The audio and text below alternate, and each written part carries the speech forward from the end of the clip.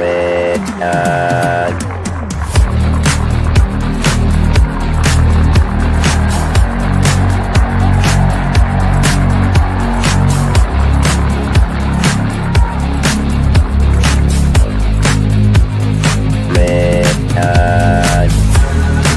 world is very different now. For man holds in his mortal hand the power to abolish all forms of human poverty and all forms of human life. It begins a very special time of the year for us. It's the time of peace and reflection. One thing we should all be thankful for is that we live in America, where we have the freedom to change things and the opportunity to grow.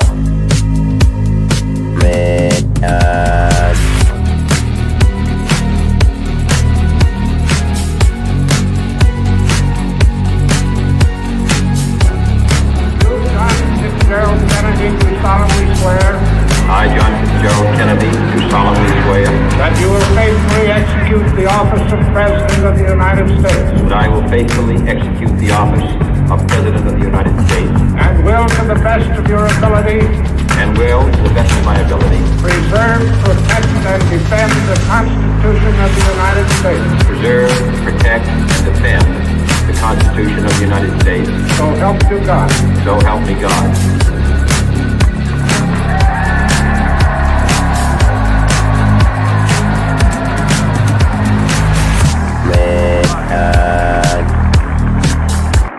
Are you familiar with quantum mechanics? These smart guys out here are doing stuff that nobody knows about because it's above, but I'm smart enough to figure it out. I figured it out. And he's involved with it too. And they're all computer programmer hackers over here. When I'm watching my TV, they're talking through my TV. He's involved, this guy's involved, that guy was involved, they involved, and they involved. It's like a Bluetooth thing. You know how the technology is going on right now. They Bluetooth and shit, and people driving by talking through the Bluetooth talking track. And it's picking up and it's running through the speakers. They'll ride by me on their phone and be like, Sean, you. And then there's a delay, and then I hear, Sean, you. You see what I'm trying to tell you? Sometimes the AI that they use, it cuts off on them, and then I can hear their real voice. But then when I said metadata and how they're doing it, because I had to go to school and learn, so when you go into the firewalls and the stuff on there, I know exactly how they're using it. They're running it through the YouTube, and they're linking it. So all night, all morning, cars driving by talking. All right. I mean, it sounded crazy, but then it made a lot of sense. Like, I think what he's talking about might be real. I don't know what you know, but it sounds right. I don't know. He needs to hang out with Anijah Robinson. Bro. So wait, what? Anijah Robinson. Oh, man. Who's Anijah Robinson? I feel so old and out of touch with reality. The crazy black woman in Pakistan. Oh, my God. We do need to talk about that. Thank you. Have you guys seen what he's talking about? Do you know what he's talking about? He even knows her by name. Dude, this crazy lady, this TikToker who, like, won't... She ended up... What the hell happened? She was, like, in... she went somewhere weird. Like the Ukraine or something. And then she ended up in Pakistan. And then she got like stuck in Pakistan. And then she's like, I just want to like make you send me money for my next ticket. And it was like, whoa. Wait, is it the same one? This looks like a different one. Is this a different one? Oh, man. TikToker stuck in Pakistan. Is that the same girl, bro? Is that her? I mean, it is, I guess. I think there's a bunch of people doing this, which kind of blows my mind. I don't know. Whatever. Clown world. Oh, wait. There was talk about the clowns, and it's like, are we the clowns? Are the audience the clowns? Who's more the fool who follows him? There were like comments that were good. But either way, let there be clowns. Yeah, that's true. What's that from? I think Kanye said that on InfoWars when he said at the end of times or something, someone said, there will be clowns, let there be clowns. Who was that? Honk posting, bro. I just know honk posting is the way to go. I'm a big fan. I don't know, like when people talk about clown girls are cute because they wear like so much makeup. You know what I mean? Like that's what. Isn't that the reason? His Yeezy ad during the Super Bowl was so amazing. Dude, monkey sees clown girl, immediate neuron activation, right? That's the way it works. So I think clowns are important. I think I got to be careful. Facebook's usually safe, but have you seen this? There's like all these neurotic like mentally borderline personality disorder people that have clown art everywhere, and they're like they want to be clowns and they're excited and in love with being clowns. Oh, that might be a smart idea for me to do as a new Laura idea for money. Dude, girls that dress like clowns are usually like, I mean, I like crazy women, and like ones that dress like clowns are usually the craziest of them all. Like, have you ever met clowns? Do you know many clowns? Like real people that identify as clowns? How many clowns have you met? We'd say I'm a clown. I met a few professional mime people, and that's like very actually hard and difficult. Like they just do, they do the elementary school circuit. Totally. I have a disproportionate amount of friends who are elementary school mimes as well. I could think of at least 20. I can think of at least 20 people that I know that are mimes for elementary schoolers. Yeah, they just go to like it's a circuit thing. Dude, a circuit, and then also sometimes it'll be like a PE class thing, like an extracurricular PE class or a thing like that, elective curricular PE class. In Silicon Valley, they wanted to make sure that all the kids in my class knew how to clown. So they brought in this guy named Rock, and he taught everyone how to like pantomime and spin plates and devil sticks and all this. I can spin plates. If you give me a stick and some plates, I can. Or then they would sell you products at the end, like yo-yos. Yeah, but he wasn't so bad. Thing they used to do too. They were trying to say cool yo-yo.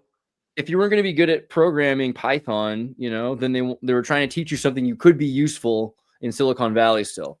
And I think they were right. Clowning is the only thing that, like, how are you going to replace clown? AI can't even replace clowns yet. Have you seen any AI clowns? They're horrible. It's the last. I just sent you something. I just sent you something of the new models that just. Do I have to go to Instagram? Okay. Yeah. Okay. So it's interesting. I did a full Google search for InfoWars, Alex Jones, Kanye West, full transcript, clowns, because I know there was some sort of clowns quote, but the fact that full transcripts of InfoWars shows aren't searchable through Google is probably on purpose. So why is American Time Machine crippled? What does that even mean? Well, it's also the lawsuit thing. Are you okay, Kurt? Are you all right? But can't see the rest of my legs? I don't know. Here you are. You want to see more leg? I see how it is. It's okay. Oh, that might be what it really is about. Hold on, let's play. We're gonna show off. Andreas, you were mentioning Mel Brooks in your last stream, and again, as far as clowns go and jesters, he recently redid the history of the world. But yeah, let's definitely feature what Aiden did there. And maybe we'll come back to Mel Brooks. All right, I'm into that. There's no sound. Nice self-censorship. No, I'm just kidding. But this is like exactly the first girl guy thing scares me. The rest of your characters are hot, but like this one is just clearly a Russian guy who thinks he's a girl, which is fine. But what was this about? E-boy and e-girl? Is he the e-boy? This is their it's in that Albert Peon movie, but this was the new two of the new models that just came out. Dude, that's what Texans look like to me. Actually, do you think was it Kelly Kapowski from Saved by the Bell? No, almost. Yeah, actually, it's more Valerie Dorr. Look up Valerie Dorr. They just want to show like the new models you've been. Is this not? That's not a new one. That's not new. That's just me talking about prompting. Still though, this is pretty great. I've been seeing some of this stuff. And are you doing this over a cloud, or are you using your computer to generate this? Oh, cloud. Yeah. No, you have to use cloud on this stuff. No, Yeah. Like the idea, it's like comfy UI is great, but the idea, like, and I want to bitch about it, but it's like them focusing on using a simple RTX 390 is absurdly stupid. I mean, yeah, you could probably eventually get some really like fine-tuned models that are like, distilled models for like basic animation stuff that can run on it. Like, but if you're trying to do heavy applications on the shit, it needs to be on the cloud. You need an H100, and you really need like 5 or 10. Like you need like 5 or 10 that are constantly going. If you're we're a while from the Ruben doing it. You think the Ruben's going to be powerful enough for someone to start their own AI video generation stuff in a few months? Ruben, the NVIDIA Ruben. What is that? It's their new chip set that's supposed to be super cool, super powerful. What is it, like expensive. A chipset? It's a new Blackwell successor, the Rubin. Vera Rubin CPU GPU accelerator board. Rubin architecture will debut with the support for high 8 HBM4 stacks. We have already reported on leaks indicative of R100 CPUs, so that is how we would expect the first Rubin GPUs to land. Right? They're going to be. I'm going with H100s right now, not like give me the big shit. So Aiden and Andreas, just so I can see if I'm keeping pace with what you're saying.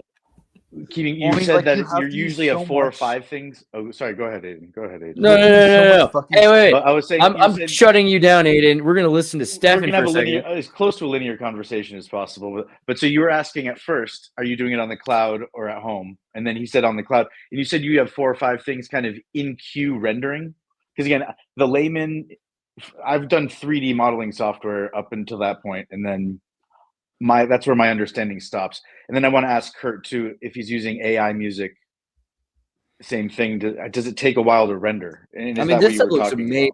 I think this stuff is like pretty much cutting edge. Everybody, yeah, okay. Like for this one, I think it was like the this one. I believe I used not the second, the Sky Reels one, which is a fucking large, like the largest. It's a Hunyan large one, so it takes about up to 1,000 seconds. I mean, actually, sometimes you can actually get up to 20, like 2,000 or 3,000 seconds. So, like 20 or 30 minutes just to render. So some of those things for like a 5 second, like, 10 second, 700 seconds pass. Just to do 5 seconds, and that's on an H100.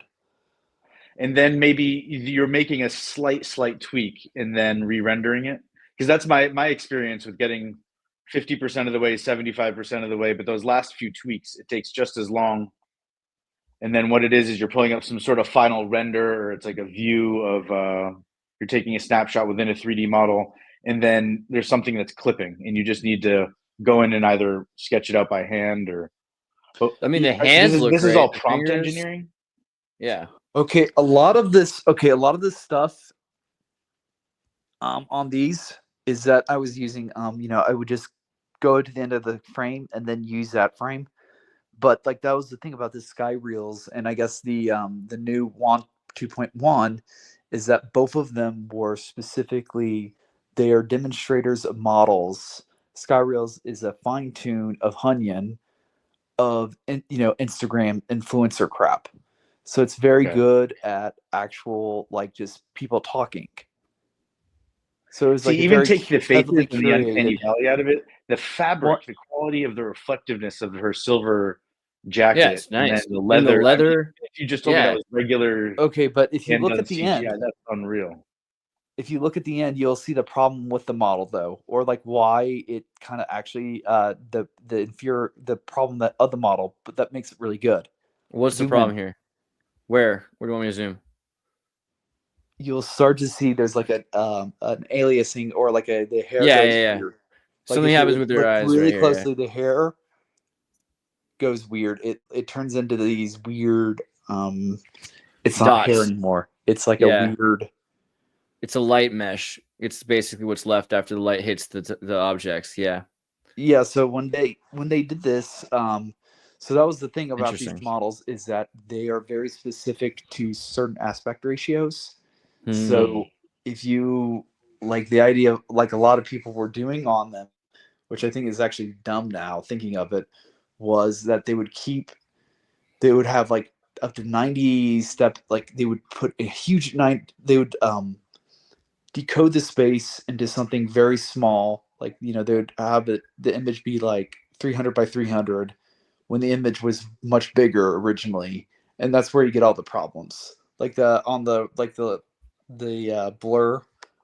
And on our fingers there was. So are you saying that it's a problem with the platform itself, and you couldn't prompt engineer that away? You couldn't give it the same exact prompts and then say, but notice between seconds here and here where her hand and fingers go wonky. See if you can do that. No, make a second pass on that. What I'm saying is the inferior problems of the model. And why what makes it look good is that it didn't focus on getting all the aspect ratios. It just got really good at a few things. So there's some weaknesses, like the aspect ratio. It's very specific type of stuff, but otherwise, is it possible it's really that it's pulling from images where a woman's wearing a veil? and they're wearing some sort I think of it's from mesh hat? film. It looks like it's from film grain, actually. So you've got enough pictures of Possibly. how television and film look together, and you get this sort of this is what magazines and the low dot per image inch whatever the DPM and everything like that. It looks like a magazine. There's a lot of the aspects of it. It's also I'm using but it's also something on the CFG model. The CFG, the negative prompting increases that. So there's like some weird things people have been doing on that too. Explain negative prompting. Yeah. So there's a CFG, and that has been increasing that. Like there's been a lot of kind of people talking about on that online. That's created that weird blotting.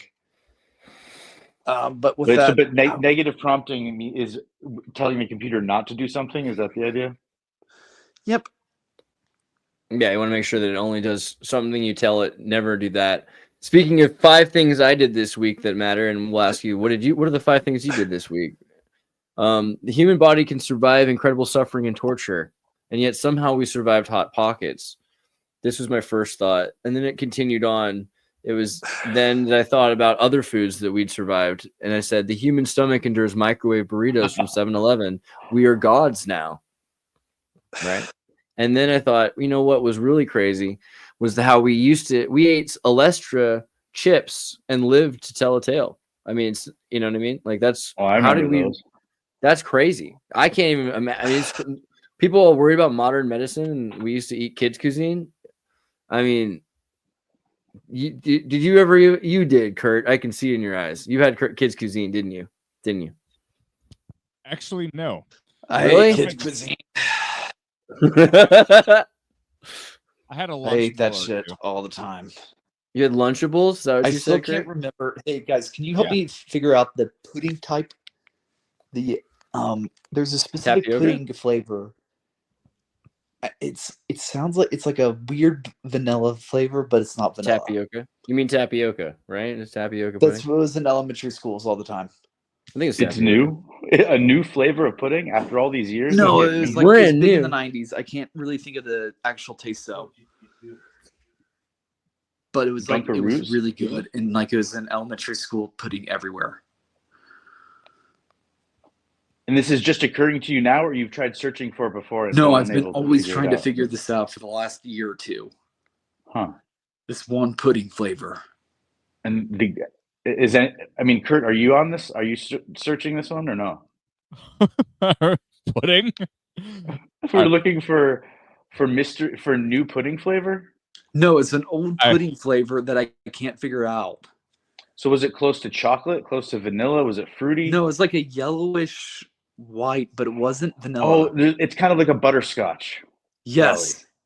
But butterscotch pudding is where it's at. Butterscotch. It's like this weird vanilla, but it's like fucking good. It's like heroin. It's like custardy or something. Yeah, but no, it was very specifically, it was like a dark yellow. And it wasn't Banana Foster. Dang it. Sorry, I got busy for a second. It could be Boston cream pie. Wait. We didn't even get to Lunchables yet. We're going to talk about Lunchables, Kurt, I swear. We drank Crystal Pepsi. Our DNA is already a science experiment. Oh, my favorite, though. Do you guys remember the Michelin, where they removed 91% of like all the fat from the burger and replaced it with this weird seaweed powder that they made so it would be healthy for you? I mean, that's clever. It was better than Ozempic, I thought. I don't know. Seems like a thing. I mean, it's better than making Soylent Green out of people. All right. Wait. So Lunchables, go. Yeah, that's right, Kurt. Go. I don't know what to say about Lunchables. Sorry. I mean, like, you shouldn't eat it. I don't think. Like the pork in that just looks like it's. Hey, I put all my faith in RFK at this point. If he says Lunchables are bad, it's off. If he says it's good, then we eat the Lunchables. Can't we fix things? Here's how we get YouTube dollars. Ew, Lunchables are gross. You know what's really good though is Lunchly. Right? Mr. Beast? Anybody? Clever, dude. Yeah, isn't it? Wouldn't he make that? What was that drink he had? Like not Pride. What's it called? What the heck is his? I feel like Logan Paul's just a Pride. product endorsement. Like he's not really owns it. It's just somebody else is doing it for him. Somebody like just said, "Hey, do you want to make a competitor to Lunchables?" And he's like, "Yeah, half." And he just thought of that for a second. He's like, "Yeah, I can do that." Hopefully, did anyone his hear name is of big the enough. Mr. Beast games while we're on the topic? No, what are the Oh yeah, the show on Amazon.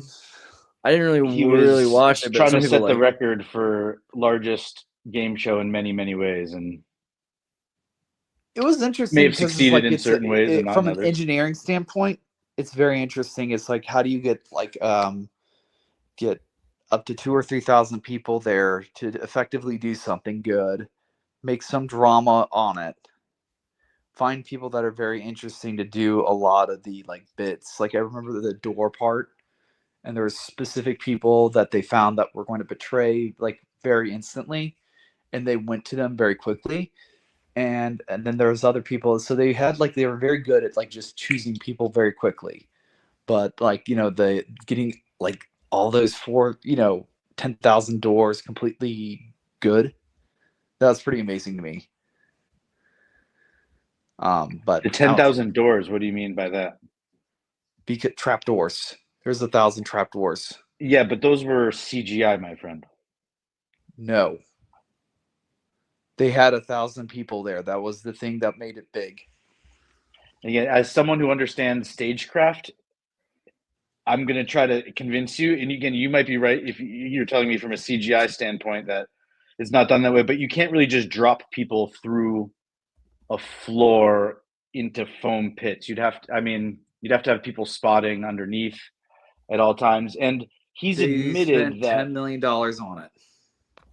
Yes, because, and again, if you're a fan of his, the same thing with like Logan Paul, he shot a vlog every day for 400 days in a row, but each time there was some sort of camera trick or camera technique that he was trying to work in. And from my understanding with Mr. Beast, again, a lot of his videos, he wants to make sure people know they're not faked, but at the same time, when they show them walking across a tightrope with like a 40-foot drop off on either side, that's not real. Yeah. So he had like 1,000 people go through trap doors. I'm just saying that if there was another way to do it, it's likely that they made it they did a really, really good job of convincing the audience member, even someone who's got an eye for computer graphics, because just from an insurance standpoint, a liability standpoint, you can't have 1,000 people ready to fall, really. Yeah, really, but you can, as long as you have a very safe way for them to fall, like 20 feet, not necessarily. But it wouldn't even look as like good 5 if you feet. filmed it in real. The way that they do it and stitch it together. Yeah, it makes you think that it's worse than it is. Of course, everything is propaganda, all visual trickery. Visual trickery versus fakery. Exactly. I don't know. Why do people? I mean, who comes from a world about reality or truth anymore? Isn't that kind of over? Aren't we like so post-truth and everyone's all about their own feelings? And it's like, this is how it makes me feel. Well, what's his name again? Was Mr. what? You're talking about Beast? Yeah, and the mark of the beast 666, whatever. I mean, it's like, if again, he's replicating the format of Squid Games, and he's getting thousands of people innocently to show up, leave their lives behind, and stand over a pit with a trap door. In theory, 1,000 people all at once, and are there spikes underneath? It's like, what if like all of a sudden there's just someone spoofing his identity, and it's some Saw-esque game where you just have some really sadistic, sadomasochistic people that are interested in making a giant 1,000-person snuff film or something. And again, we're so innocently walking head first into that reality where you sign up. Like, I met Andreas face to face the other day. I like broke the cardinal rule of the internet. You don't meet people face to face that you met over the internet. I mean, come on. Olivia. Oh my word, girl. Where did you guys meet? Where did we meet again? Boston? Is that what we're talking about? Boston, or are we talking about in real? Or are we talking about like outside of that reality? No, I think we've only ever met in your hometown in physical personhood, right? Is that true? That's yes. And I remember when Olivia, you first had me on, you were like, "Do I know you?" And you were asking me if I was a fan of some of your earlier work. And now I'm really intrigued because so Kurt, have you ever tried typing Xirtus into Google and then clicking news? No, I have not. And I don't know if he's scrubbed his own identity from the web, if it's a copyright thing or no, but I wonder what I missed when I wasn't a fan back in the day. But there's an article from April 5th, 2022, and I don't think it has anything to do with Xirtus. It's the only thing that pops up. He is quoted in like on about a Tartaria thing, but it might be with his real name. And so, like White Darius, we're all here in this liminal space where we're kind of doxing ourselves in this, again, forefront of a reality where who knows what kind of chaos is being invited into. Do you guys remember that cartoon I'm showing you right now, the little mole from 1941? You guys remember 1941, right? When we were I think I've seen this like 20 years ago. Yeah, so this is one of my favorite cartoons. I love all cartoons, so it's kind of like to say I have a favorite cartoon is like saying you have like a favorite child, you know. But like this cartoon is about a little mole who lives in this beautiful little home with his loving mother, and you know he's just happy. He's a happy little guy. He's a happy little mole, you know. And then he goes outside, and when he goes outside, it's really bright out. He's a mole. He's not used to the sunlight, so he gets out in the sun. He looks around, and you know it's bright, so he can't see very well. And but that's a good thing because the less he can see, the more he can dream. And what he dreams of is, you know, he's these beautiful things everywhere. This is his house, but he doesn't see that. You know, he doesn't see a pile of trash. What he sees is a beautiful castle, right? Like, because that's his home. His home is filled with love and his mother's love and his food. So to him, it's a beautiful castle. So he sees what he needs to see. He sees what he wants to see. He sees what he needs to see. But then he meets this guy, this weasel, right? This weasel. And the weasel shows up. Actually, I think he's a skunk. I thought he was a weasel. This is even better. He's a skunk, probably. That's the Frenchman American. That's the snake oil salesman. Yeah, it's American, but he's French. I think the stench might be French, but it might be more that he sells medicine that stinks. You know what I mean? Like his products stink. His cures, his solutions to your problems stink. And so yeah, he's got that. I mean, I always wanted one of these. By the way, don't you? Doesn't everybody need this? That's in the what's the ancient Mary book Poppins with sound by Kircher or what? I'll look and that he's up just for like, a second. he doesn't even know. Take a freeze frame of that for a second, though. That's right here. The Harmonium Universalis, isn't that what it was called? And it's like wind powered and everything with Mobius's, and he keeps trying to see what's going on. He's just he's you know, he can't see what's going on. And then the skunk realizes, okay, well, this is my angle. This is my angle on the mole. So he does this thing. He tries to get him to read the IOU, and he can't read IOU. Well, that's pretty good. That means we can just sort of like get him to buy some products he doesn't really need. And he figures out what product he could use is 17 for Q, a pair of sunglasses. I think they're actually regular glasses. I remember. I think he has to paint them with mud or something like that, right? Gives him the glasses. He steals his money. He sends him on his way. Like he pulls his money right out of his back pocket there. And then he sends this kid off, able to see the world for what it truly is. And he's so happy because he's like, wow, I never saw what it was. Oh, my home. Where's my castle? Where's my beautiful home? What happened to it? It's gone. And he'll never be able to find his home again because what he's looking for doesn't really exist, man. Well, you're saying so he was sold a song and a dance. But it was a little bit more than that. There were spinning wheels, and he was a little hypnotized. And I mean, I think getting a pair of glasses tells you it's not snake oil. It's not like the guy is a fake. You know, he's sold him real things, sold him real goods. But do you need that? I mean, like, honestly, he was miserable when he could see the way things really were. I mean, maybe he wants the blue pill. You know, maybe he needs to enjoy the castle, and he can't just look at the world as trash anymore. You know, I don't know. I liked it at the end because I was sad for him. I was like, oh, that sucks. He like lost his mother. He lost everything he loved and cared about. And then, you know, eventually he like washes up on shore and his mom saves him, and he's blind without his glasses again. And so he can see the castle for what it was. But like, you know, that's like Midnight Train to Georgia. I feel like it's like anybody who went to LA, tried to make it, and heads back to their little neck of the woods, bro. And they see that they actually had the castle. So will you pull up something to show that little whirligig setup that he pulled out? So if you type in Musurgia Universalis. Wait, did Musurgia. Musurij? Musurgia. Musurgia, and then Universalis, 1650. You know, you could have sent that in a private chat. I'm just saying. But here it is. That's true. I've got it open. And then there's the color image of the whirligig. It's like the 4th image on my Google search, at least. Yeah, no, I should be sharing. Let's see. Oh wait, what happened to it? Did it disappear? Actually, I don't even have a mute button. I'm gonna reload my StreamYard screen for a second, but let me back in.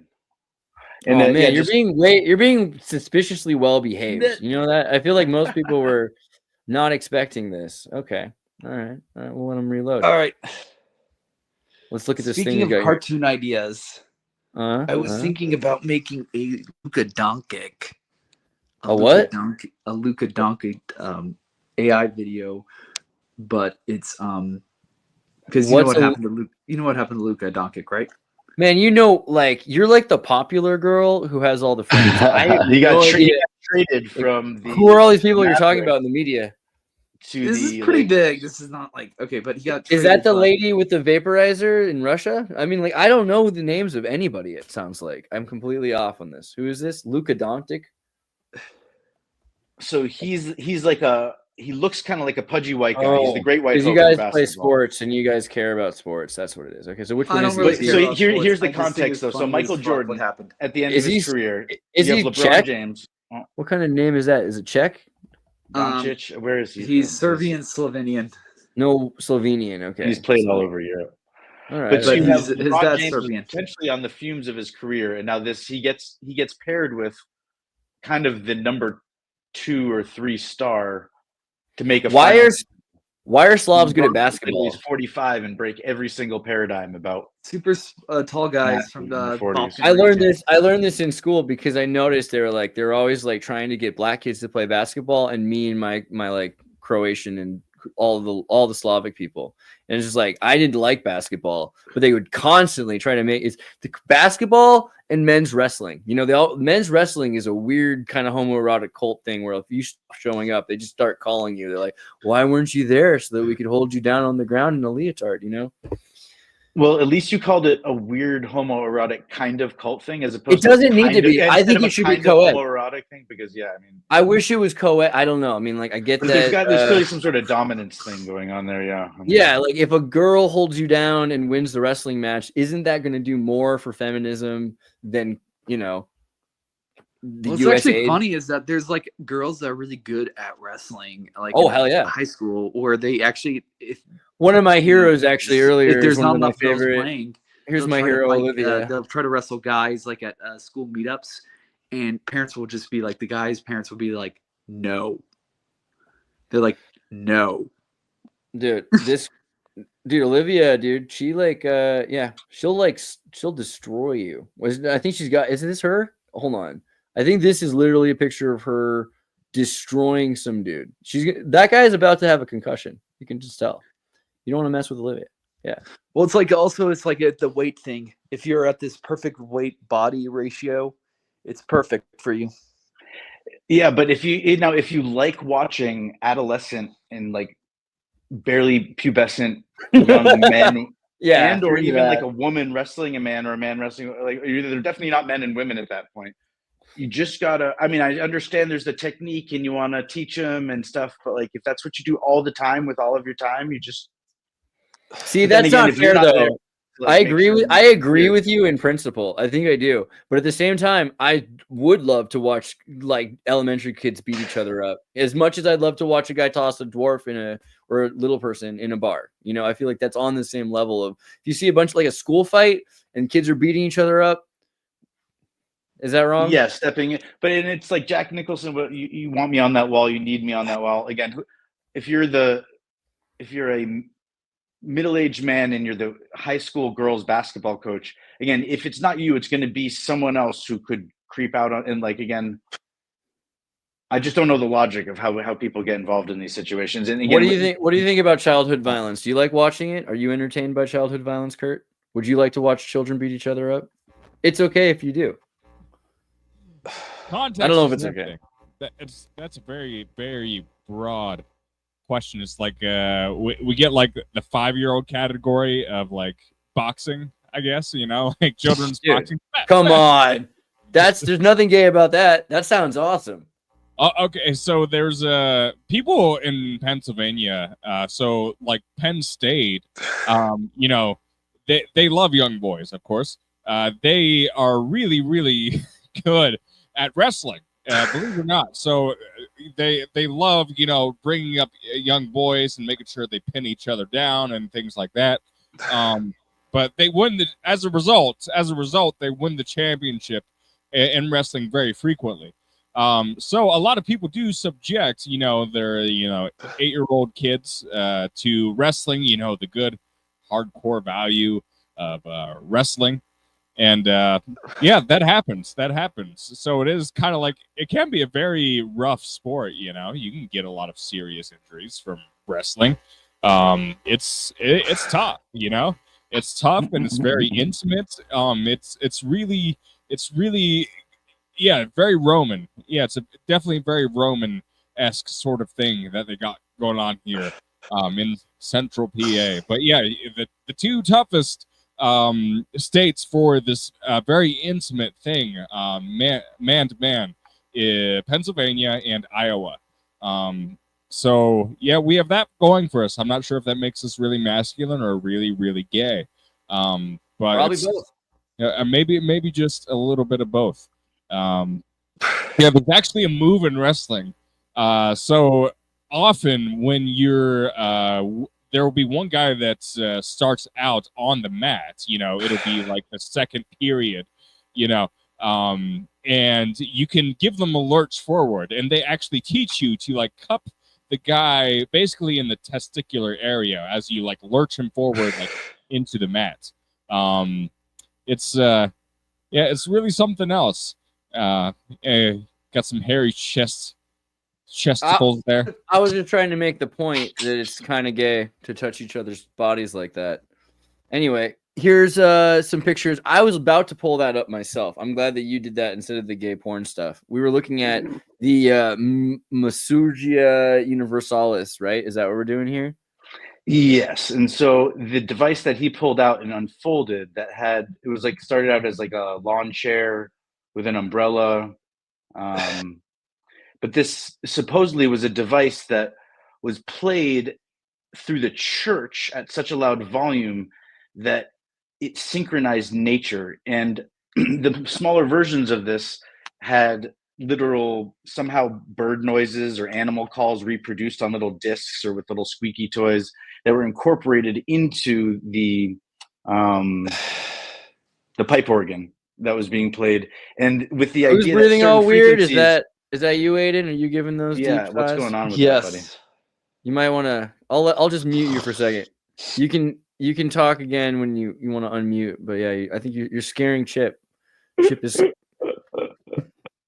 right, keep going. So for people who don't know, Masugia Universalis is full of these analog type computers from the year 1650. And what is this thing from 1650? The Masugia Universalis? It looks like a colorful. How are you not obsessed with this? I almost bought. What are we even talking about right now? Right? Yeah. Yeah, and because a lot of times things aren't well described on the podcast because the two people talking about them assume that everything is known, but it's a way where with these kind of sound cones built into the architecture, you could have let's see. So the idea is in the private quarters, you have the emperor kind of talking to a bust, and maybe it's a bust of his father. And what he's really doing is speaking to the people, because behind this bust's head and his eyes are kind of these cones that are picking up this guy's voice in stereo. And because of the conical shape of things that are built into the masonry. The people down below, now I've done it. The people down below hear his voice booming all around. And the same thing with potentially from up above and below. And it's explaining how in another chamber, even if you're standing in the chamber and you stand here, it looks like this person's talking to you. And in reality, that sound is potentially being bounced from a very specific location elsewhere in the building. Have you seen the sea organ in Croatia? Did I show you that? It's basically a Masurgia. So just really quickly, the way this works, they put the stair set. This is exactly what you're showing a picture of. They have these pipes and that they're connected here, and pressure comes from water falling into them, which then pushes air up from the other side. And so then that plays noises, and each stair has a different tone. Again, exactly like the picture you're showing here, where it's funneled. And so, do you want to go back to the cartoon that you played to and get a? Yeah, it's just for a second though, just so people can hear the noise it makes. Because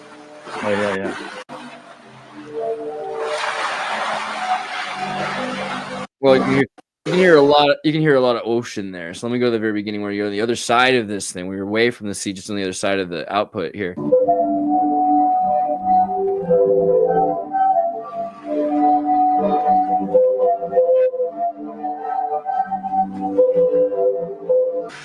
So that's pretty freaking cool. It sounds like a harmonium, which was a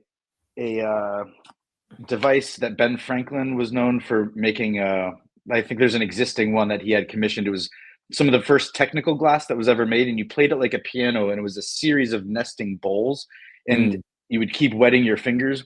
And it was used during early seances because people, to us, when we hear those noises, we know what a synthetic note is. We know what an electronically generated sound is. But the purity of these tones, if it was played from behind a curtain and people had heard a piano, they had heard all types of little organs and a xylophone and a harmonica, but they had never heard these ghostly noises. And it would make people, sometimes it would induce some sort of psychotic break related to the person telling them that they're making a breakthrough with their deceased loved one or something. That's the thing. It was made illegal because they thought that the sounds actually made people insane. But I think that is what it says there, huh? I think it has to do with mercury or something like that. Is this the most dangerous musical instrument ever made? They're gonna have to explain this thing. But people were so concerned by the noises, they thought the noises actually made people insane. But I think it had more to do with, again, like mercury in the production of the glass or something like that. So, and also, what you would get your grandfather's old harmonium, and he had it hooked up so that it could beam that sound like Alexander Graham Bell did. Because you look at, again, the armature that's holding up some of these old restored, and there's extra holes for looking like copper spools. And it's the kind of thing where if you put a copper spool in a specific place as a sound pickup, it could transmit it. But what was the name of the cartoon you said that was from 1941? I think it's Little Mole. I think it's just Little Mole, that's right. 1941. Little Mole. Yeah, it's just delightful. I get these things stuck in my head, and that's something I think about. I think about old cartoons I saw. There's another one I'm looking for. Somebody who's watching might help me find it. I just haven't taken the time to look for it super hard yet. But I remember this cartoon about, I think they're little chicks, like little birds, and they run away from home to become pirates. Right? I think that's the deal. They make a boat, they get on to become pirates, and then there's a storm, and the mother's been warning them never to be pirates, and then the mother's like, I'm coming. And she comes to save the chicks, and then she's like, don't you promise? Don't you realize, that, it was wrong to do that, and you shouldn't have become pirates? Don't you promise you'll never do it again? And they're just saying yeah, we know it was wrong. Yeah, we shouldn't have done it. And then she's like, are you promised you'll never do it again? They're like, no, we don't promise that, because they're going to become pirates no matter what. Show about things. Whose Doge report are we looking at here? Well, oh my God, yeah, I remember this. Yeah. I guess just the audience can tie the thread together for themselves. But the whole reason I brought up the Musurgia Universalis, not only bro, it's actually everything's in what do you call it, like utero, or is that wrong? No, retrograde, because tonight all we're doing is interrupting Yoga Poser. Like, he's actually been really the most polite person, and I'm just gonna constantly cut him off every time he tries to say something. Sorry, Yoga. Go back to it. To me, that feels like a natural flow of conversation. What I like in it too is, it's like when you're doing jump rope, or if you're doing double Dutch, and you got to like watch it first, right? You got to like watch it and time it, and then you can jump in and maybe get a few steps.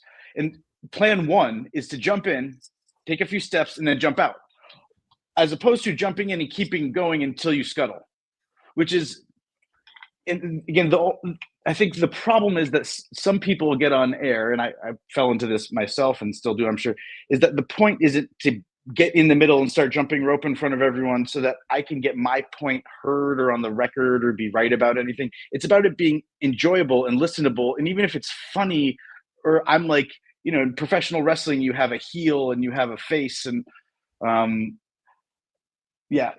only goal is to make this watchable and listenable and entertaining.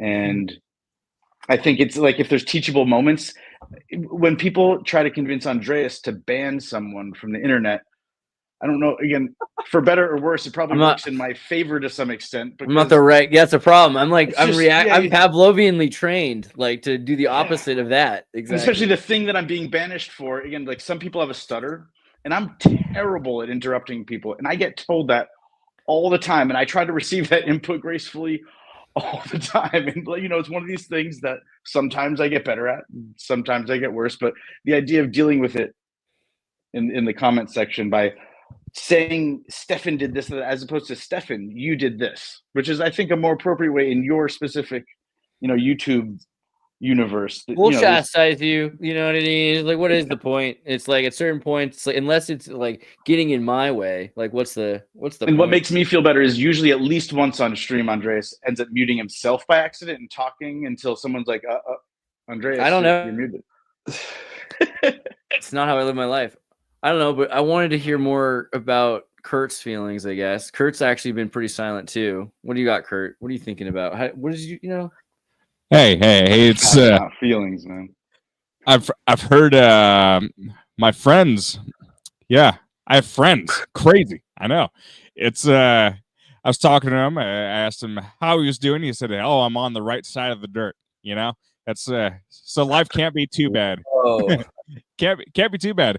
The groundhogs, they're not delivering my mail just yet, so that's another positive. But yeah, we have a lot of weird sayings here in Pennsylvania. But all right, so my one of my favorite things to do now, every single week, I'm either like grilling or smoking meat. I might be a bit of an American meme now, but it's something I really, really enjoy doing. I think there's something so primal getting that smoky flavor in your mouth. It is a preservation method. You can cure meats, but smoke is actually, from what I've read, I could be wrong about this, but like it is kind of a natural preservative, and so there's no reason for us to really like the flavor of smoke. Because it doesn't really provide nutritional value, but it's tasty, right? I think there's something evolutionary, it might have been the knowing that it preserves the meat. Older meat would be safer if it's smoked. That might be a reason too. Yeah, and the oldest dating of we know that charcoal has been used for probably, at least the last 50,000 years. And it might even go beyond that. It's like a really, really old invention. So that's pretty neat to get into that, get into the history of food just a little bit. I want to use some lamb. It does seem to be almost in one of these things that's imprinted upon our behavioral mode, where we carbon like beings that love for some reason this smoke appeals to us, and it could be because it's associated with sanitary conditions over a long preservation flavor profiles. We're instinctually drawn towards something like that. That's crazy. Yeah, it's freaking delicious. I love it. And the best part is you can, you can go get really good deals on meats. I went to the store. I got like this really amazing sausage for like $2 a pound. So I bought like 5 pounds of it. And I had a grill out with my friends. Leg quarters are great because, it's a chicken and it's a thigh. It's a thigh and a leg all in one, but the price is, like 90 cents a pound. It's actually like really, really good. But yeah, I'm going to do a lot of barbecues this summer. That's what I'm trying to say. Sorry if that's overly simplistic, but sometimes it is the little things in life. Yeah, I mean, Altoids is just glad we're not talking about smoking something else like we always talk about for some reason. Yeah, let's talk about the 50th variation of smoking pot today. I heard that Mark Zuckerberg's kids, for a while, were under the impression that his dad had a business making smoked meat because it was the easiest way to explain to the kids. Remember when he made that video, Mark Zuckerberg trying to... That's right, yeah. Zuckerberg's all about baking, barbecuing, smoking meat. Like he's actually trying to come across as like an everyday bro, and was like, "Hey, I'm just like hanging out, smoking some meat."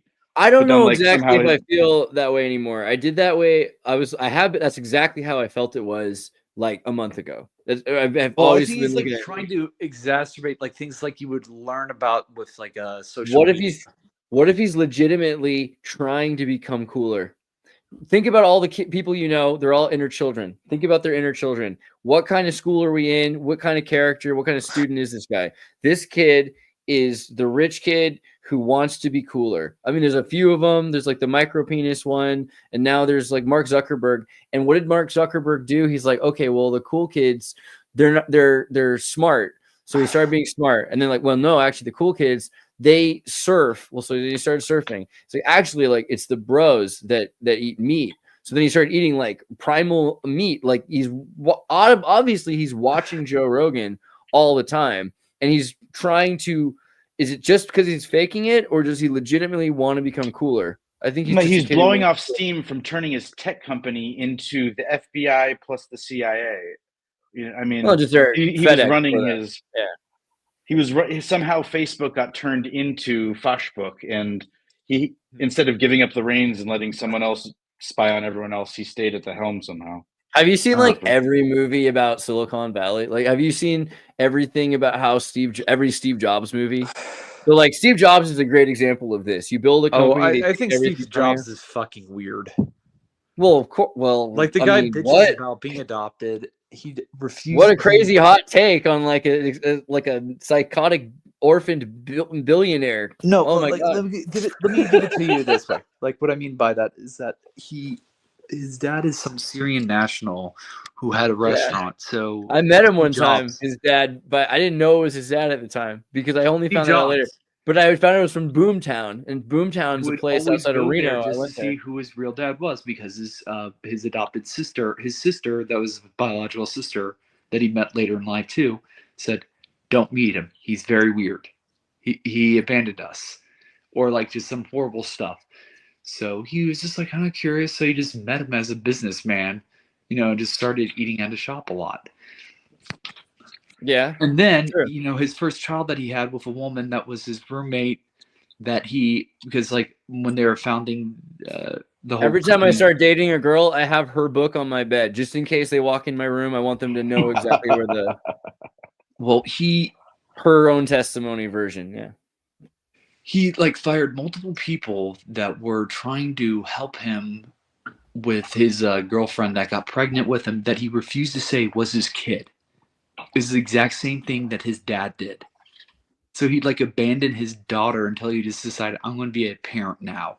Like, and he actually he almost like didn't actually was allowed to even run. This is the book. Apple, because he at that time he just refused to even have any contact with his daughter. That everyone said, that's your daughter, stop it. Mm-hmm. Yeah, and so he was trying to do this kind of Masonic foundling thing where no nepotism destroys her because it didn't destroy him. Because this is like before they got rich. He was doing actually relatively well already by the time she was born. Yeah. Like, so yeah, what happened? Like the weirdest thing, he like lost millions. He had millions of dollars at that point. There was like there was. So, and also to be fair, he bought Christina a house. You know, he bought her a giant house, and wanted them to live in the house, and he did everything he could without saying he wanted to actually acknowledge that he was the father. So in the same footsteps as what his father did. But in light of the recent, faux disclosure, I mean, in reality, anything we're talking about, we're not talking about him and kids. Yeah, so whatever he did with an adult relationship, whether he was or wasn't an honorable. Yeah, I mean, like they did acid, and he didn't want to marry the woman, and he ended up supporting her anyway. Well, no, he didn't for a while. He did not. No, he technically did, because he bought her a house, and he did help with money. She demanded a bunch of medical bills. She was a hypochondriac, allegedly. Depending, I don't know. She doesn't say. I mean, Ramses the Great had like 83 wives, and you think he took care of any of those kids, man? Dude, Christine actually tricked. I don't know. I don't want to say all this. This is like not the way to look at it, but the way it's presented is that she was feeling so sick. She got her daughter so worried about her, Lisa, that Lisa made Steve allow her to sell the house that she gave to Lisa, right? So she wanted to sell her own house so she could give the money to her mother, so she could get some weird meditation surgery like thing. See, for her. For me and Curry, if you told us that you were talking about the Real Housewives of whatever, exactly that's what you were describing the lore of right now, that I mean, it's the same thing. It's the thing is, I don't think it's that weird at all for billionaires and millionaires to act that way. And in fact, in a lot of ways, Steve Jobs was a pretty great example for billionaires. But my point of this was the same thing happened to him that happens to everybody, is that these are soulless corporations, which are bodies that have been created, and you have souls or demons that are venture Rockefeller and these other venture capitalist firms, that the demons possess these soulless bodies that are corporations. And so Apple was a soulless bodied corporation that Pepsi and Venrock and other companies got into through Steve Jobs, and he lost more and more of his company until eventually they forced him out. And then Apple went down to like $2 a share, and Steve Jobs snuck himself back in and took over the company and forced everyone off the board except for this one Japanese guy. I forget the whole thing, right? But Steve Jobs made sure that he would have complete control over Apple, and no one else would have control. He would have a whole ultimate authority. That's exactly what Elon Musk wants to do with Tesla. I think that's why he's bringing the stock price down in Tesla so far. He's just been trying to buy it back so that he's not stuck that way. But that's definitely what happened to Jack Dorsey with Twitter, right? And he didn't like what happened. Well, Jack Dorsey just kind of was. I think Jack Dorsey just didn't care about it because he was also working on a big. He was working on a payment service plan that. Bitcoin itself. You've heard that conspiracy, right? Have you seen that? I don't think he was the Bitcoin person.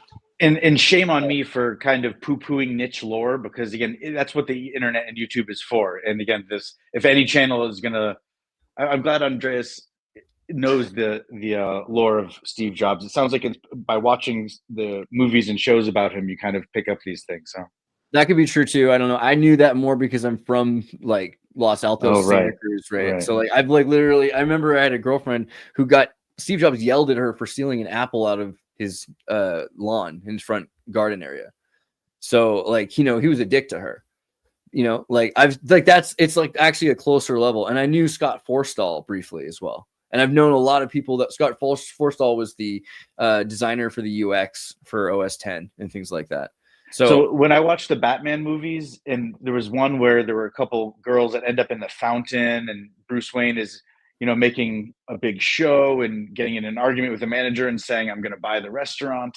And he's in the tabloids every day. And that's kind of what Donald Trump was in New York City for a while, which is why so many people had the difficulty accepting that he was going to become president. Because out of all the stuff, the grab her by this, all the scandals that made their way to the front page during the election cycle, there was a good 5 to 10 years of National Enquirer stories of billionaire, lavish playboy does this crazy thing with these people, with these sordid details of, rumors of this, that, and the other. And Mark Zuckerberg doesn't seem that bad. He seems like a tripper who likes to take ecstasy at raves, and he's like a normal kid from the East Coast.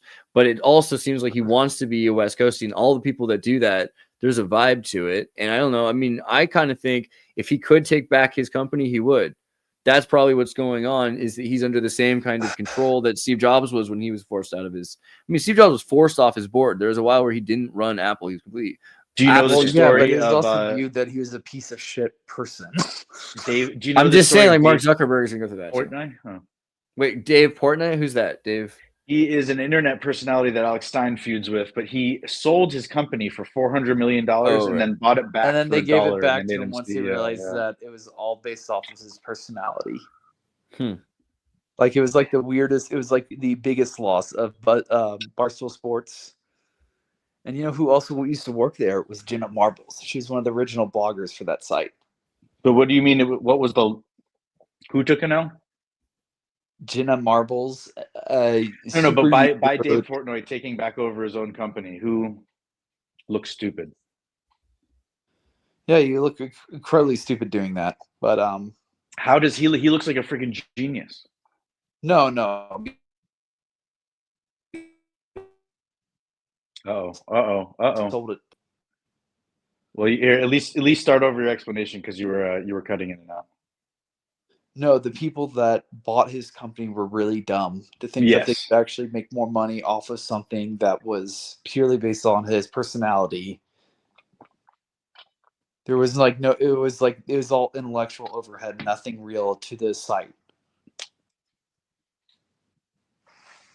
Which is also kind of the problem with most ML now, is that there's a difficulty of now raising money, is that, especially with these new models, especially with video, is that everyone's been doing is dumping models. Sounds like problem in LA. What do you mean, dumping models? What does that mean?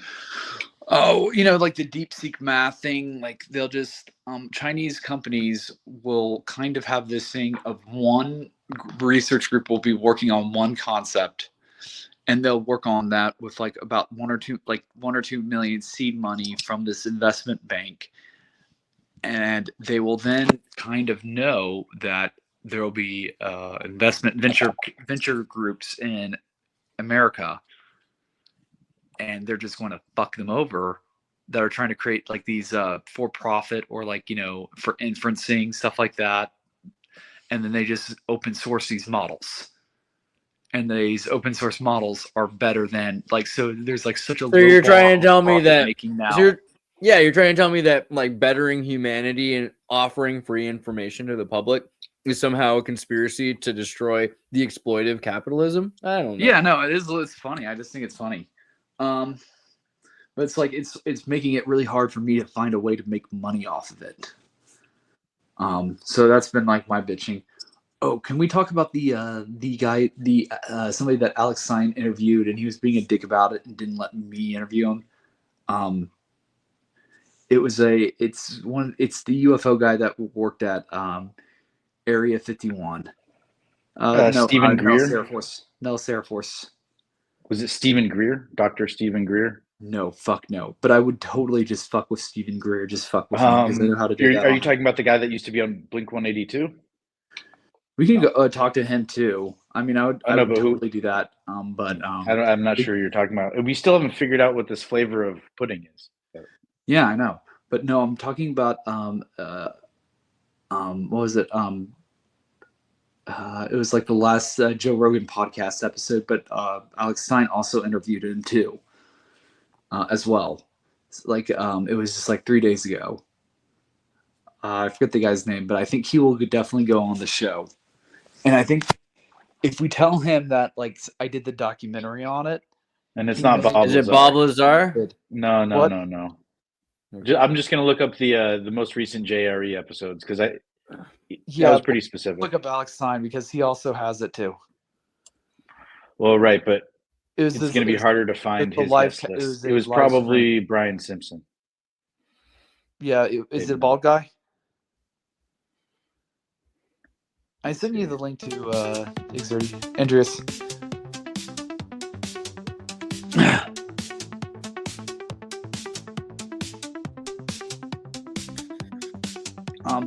So where's the link? Kurt, do you I don't see the link here. Okay, I'm here. I didn't hear the question though. Oh, Kurt, do you use AI to make your music at all? Do you want me to find a guy? I've never used any AI music. I'm not against people doing it. I just never really found a way in which I thought it would be useful for anything I'm going for. I don't really know fully what to say about it. It's like, to me, the whole creative process is about putting yourself into a way where you feel like, you're doing the brush strokes of each individual note. It's like AI art is cool, but I feel like if I was a painter, I wouldn't just transition into doing AI art, because it's like, there isn't as much of a process to it. You can do some cool stuff that way, but it's like, it feels like you're not expressing yourself. See, that's the difference, right? You're a soldier, and I'm a born leader. I just love and I'm good at telling people what to do. See, Kurt, here's where I come in and tell you that you're wrong. No, I'm just kidding. It's okay. I mean, I really can't think of anything that currently I could use AI for. And it's like, well, I think it's a trick question, because you're aware AI and computer aided, there are features that you're using. You could argue that your soundboard on your computer screen that you're using to dial up the reverb or down the reverb is a form of AI. Yeah. Right? Yeah. It's like, well, yeah, there's the whole, it's automated. If you're using certain algorithms to, well, AI kind of built into the hardware. But go ahead. Yeah, I think the way I conceptualize AI, it seems like AI, you have to, program it. You have to tell it, hey, I want you to do Tell it what to do.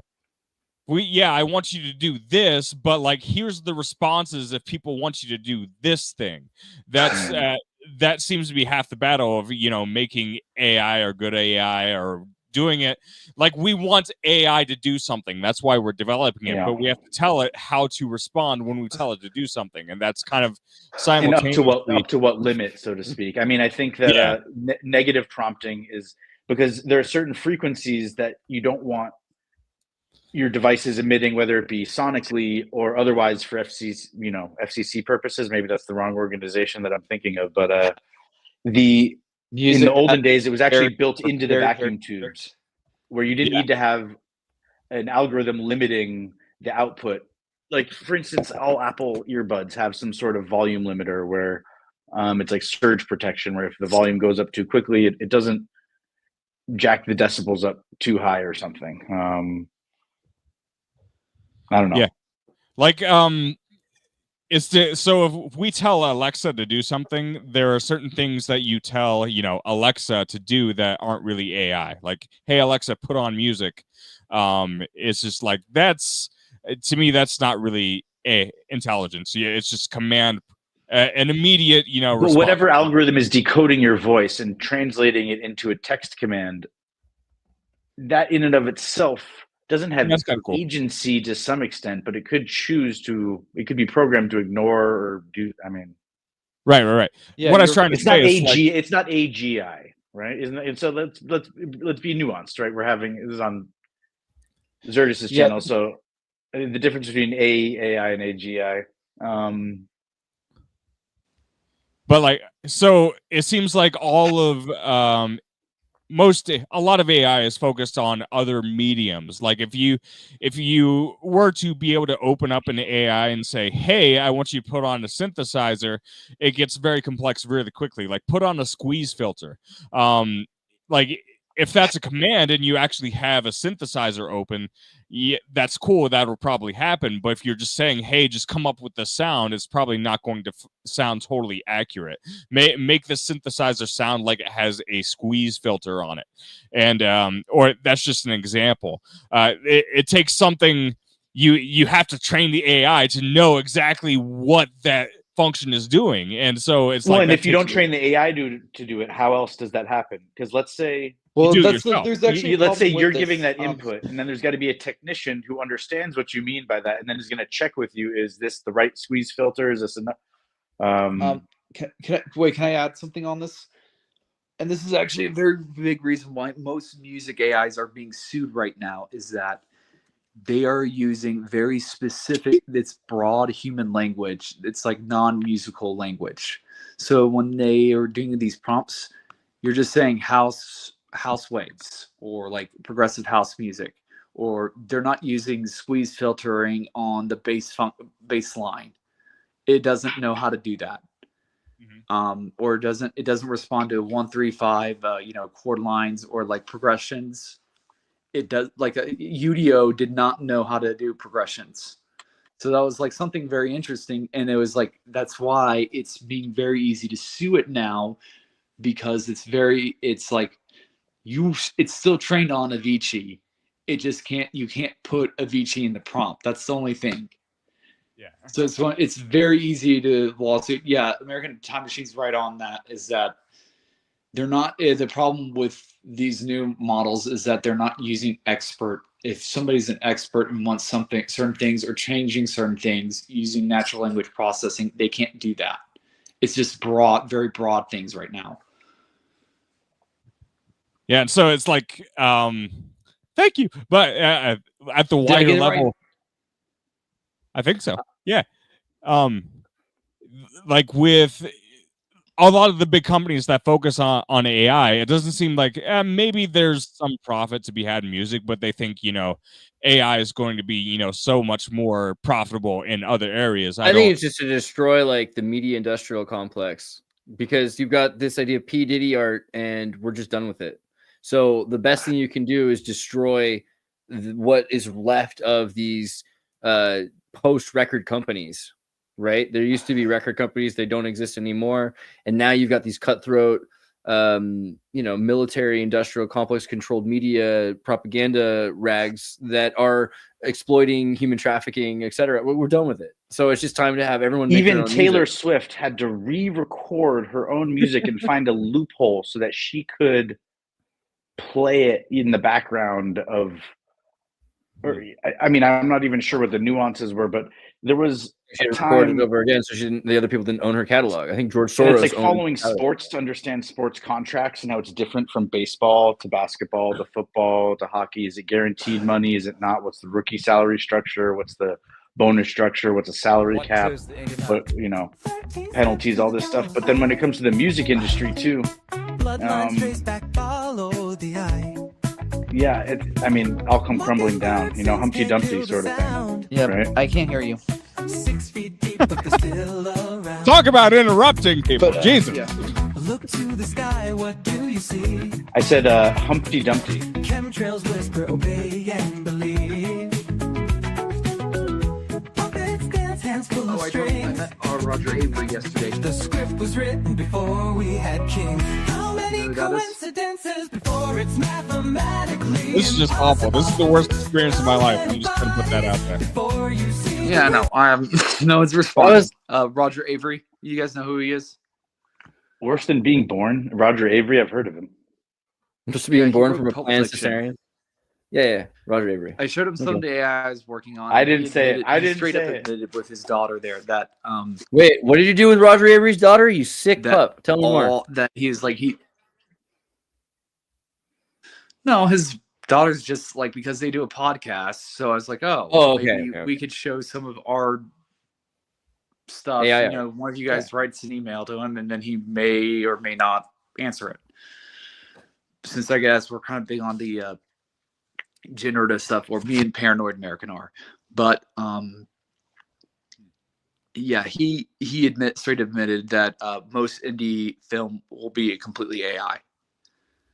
Yeah, it's coming. Like, everything's gonna be AI like it is. Like it was so. It's so like it's very obvious now that that most independent and a lot of TV shows will be AI. Or like, did you see The Congress? Did you watch that movie, The Congress, with the lady from what the heck is that called? Princess Bride lady. You know what I'm talking about? The Congress. Do you ever see this movie? It's like a cartoon with like real life in it and all that other stuff. Yeah. This one here, The Congress. Have you ever seen The Congress? No? You know what I'm talking about? I think you brought this up before, and I said that looked like Elon Musk's mom. So this movie, y'all have to see this movie. And basically the deal is Robin Wright, that's it. She plays herself, and she's an actress at the end of her career with a deaf child she has to buy medicine for, you know. So she sells her likeness for these AI cartoons. And this is from 2014. So this is like already 11 years ago, this idea. But I mean, it actually comes from a book from 1914 from Ukraine. Fun fact. And she sells her soul, you know, in a sense. It's her likeness, not her soul, but her likeness. And people can, you know, 3D scanner. And then, but the thing is, 10 years later, it's supposed to be like 2025. She shows back up, and everything is friggin' cool. It's you're taking drugs that actually make you experience the likeness of these AI generated characters. Goodness. Yeah, you just sniff a little bit of the stuff, and then all of a sudden you become Tom Cruise for like half a minute, or maybe some, you know, other, you can mix it with the Robin Wright chemical. Nicolas Cage. Yeah, you can, but you're not Nicolas Cage. It's a cartoon. You're the likeness of Nicolas Cage, right? And so it's the idea that you can eventually, with AI and everything else, with Neuralink and all that, the experience will be so far removed from what acting was that it'll instead be about being and about feeling. And some people will love that so much they'll become addicted to it, and people just wander through the streets like Occupy Wall Street, just all in the gray. Dude, this was kind of in BoJack already. They like they did an episode where the joke was that they scanned his face, and then BoJack he was an awful, like, well, kind of an awful person sometimes. He just like he bailed on the movie set. They were like, where did this guy go? And then they just, you know, used the 3D scan for the entire movie, and then he won he won an Oscar for a movie he didn't act in. Great bunch of episodes for that one. That's the curse. Yeah. With one thing I'm wondering is, like, when it comes to like AI film and stuff, is there might be a way where we could really refine the film. I think the better it gets, we still, for most, there's a lot of people that can still tell the difference between, you know, something that's AI generated and real life that's moving up them. And I think when it's becoming really good, it's like we almost can't put into words what the differences or what the indicators are, which is telling us, okay, this one. My thinking is it doesn't really matter. It's like, because like I view most, like, for video, you know, I feel as long as it's like likable, or there's something likable about it, then people will be okay with it. But like, you guys know what color correction is, right? So like, there's the movie Traffic. Some scenes are very gray and blue and black, and other scenes are very yellow and red and warm. Yeah. And when you film and edit everything together, and then you give it a final pass with some sort of filter, whether it be a color filter or a motion filter or something that makes it look quote unquote AI, it just discourages me that even here on this stream we're having difficulty kind of coming up with the right nomenclature, because this ends up coming in like in the court of law when you're generative. I think generative video is just what they're going to call it. It's not necessarily about AI. It's just generative. You know, any filter you could argue is an algorithm that's operating. Right. So generative is different because you're not taking something and making it look different. You're not cutting. It's not top down. It's bottom up. So generative is where you're scrambling to create gestalt. You're creating meta gestalt to see different shapes, and then from the shapes, it's like a left and right brain. You had two AIs. One AI is looking for something that the other AI is generating, and so it's trying to lie to the thing that's looking. So it's like, is this? It looks like you have a pony there. It's like, yeah. That's what it was. It's a pony, and it continues to fill it in until it sees what it wants to see, which is a pony. Right? They're not really generative adversarial networks anymore, but yeah. I mean, the point is, it's not a filter. Encoder with a transformer. But it's not a filter. So like the difference is that you're actually doing something generative. The main thing is like what you care about training. And I think we're going to say that AI training you can't really make it illegal. Like you can't say that it's one thing to say you're recording and redistributing data. And that's the thing that they're going to have to figure out. But for the most part, they're going to prove that witnessing something is not its fault. And if it has learned something from that, that's not the same thing as having a copy of the thing, right? Like if you live through something, they're not allowed to take that memory from you. And the same thing is going to be true for AI. Well, it's like weird because a lot of these studios and like Roger Avery, he didn't seem really to care if people were using his 20 or 30-year-old films like to get something. Yeah. And like Japan's made laws like that too. Care that much. Japan basically says any movie after 25 years is public domain. Well, it's like a lot, if you actually notice, a lot of like producers will put their films that are like from the 1980s onto YouTube because Netflix doesn't get a profit from them. And they're just like, well, I'll just put them on YouTube instead. So that was something interesting about that. But it's like a lot of, talking about likeliness or likelihoodness. Like, that girl that was, I think she's kind of a mid-journey, like bass girl, but she was originally based off of Valerie Dorr. Do you know who Valerie Dorr is? No, maybe. Who? Tell her just go look her up right now. She's very Valerie Dorr, Italian singer. Seems like I should. She's got to be like some cool like new wave 80s singer. Probably my exact thing I'm into. Oh yeah. Easy in love. I'm just Why don't you stay with me? Having her sing.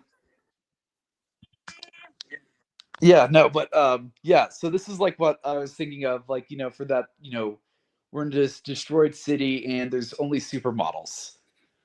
There's just a bunch of drugged out supermodels. Tonight.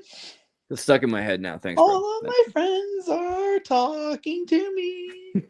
What is there to say? All my friends.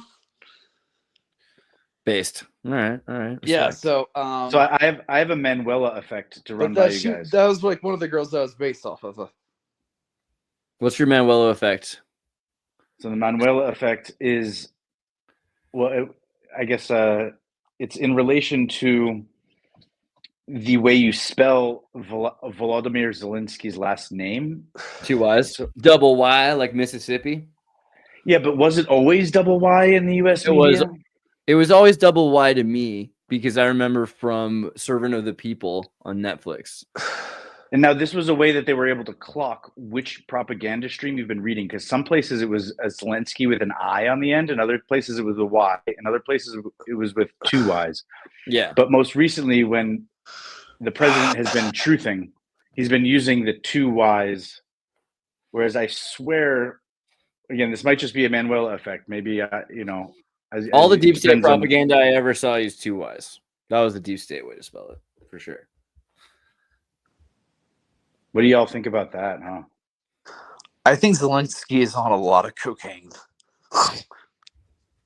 Probably. I thought it was so. How fucking dumb do you have not to have a translator there? He did, didn't he? Calm you down, or just somebody else there just to talk. So he's like, because he doesn't know English that well. Like he had to have somebody like say he's like he talked to. It was surprising how bad his English was, but I think that's fair because he's been so deep in speaking his own language only for the last couple of years. But well, that's the thing is that he's actually originally he's solely a Russian speaker, and he learned Ukrainian in the last 10 years. Yeah. It's complete bullshit of him. Like, why he wants to kill all these people is fucking beyond me. No, it's pretty reasonable. Like, here's the thing about it: like Russia and Ukraine, the Russian Federation and Putin want to protect and collect the Russian-speaking territories in the Ukraine. And a good percentage of the Russian-speaking Ukrainians don't want to have anything to do with Putin or the Russian Federation, which is why Ukraine exists. Ukraine exists not for Ukrainians, not for the Polshuks, not for it's just like, okay, haters. People that just it exists for the Russians. The Russians who didn't want to be part of the Russian Federation moved to the Ukraine and stayed. What came out of the woodwork recently, though, was that the United States apparently, just like I believe Britain, when we say that we're giving these aid packages to them, sometimes it's a loan and there's loan guarantees. And what happens is if they're defaulting on them, it means that we now are going in and strong arming their mineral resource Department, essentially, in saying mine. The way that Trump said, look, we went into Afghanistan, we should have at least taken the oil. You know, or the minerals, and so this is this really a whole thing just been a 10-year play so that someone could. The Ukrainians have no intention of actually paying back any of these loans. They're never going to. Well, they will though by forfeiting their mineral rights, and if they didn't realize that from the beginning, that's one thing. That's why. And on the other hand, Zelensky showing up hat in hand again, and at least he has something to barter with, which is the mineral rights in his country. But we weren't asking at that point. Trump is then strong-arming him. And what was interesting is that Trump was kind of driving home the point, look, you have no chance. You're fighting, you're poking the bear, et cetera, et cetera. Okay, and Zelensky going, no, I know. They invaded us like 10 years ago, and we've been occupying this position of like solidarity with each other because we know we're up against this massive force, and we've been waiting for someone to get this bully off of our back and out of our territory, if you wouldn't mind, sort of thing. And in the meantime, sure, take all our mineral rights, but you're going to take all their mineral rights and make them give up land. I mean, it's probably the way it's going to work out, I guess. But the thing is, like, also what's kind of funny about it is that Ukraine is also known. It's like, like how they have the loan banking, the rating system for that, the AAA rating. Ukraine's like a D or C. It's like, one or two tiers up, but no one pays taxes at all. A lot of the companies get away with paying no taxes.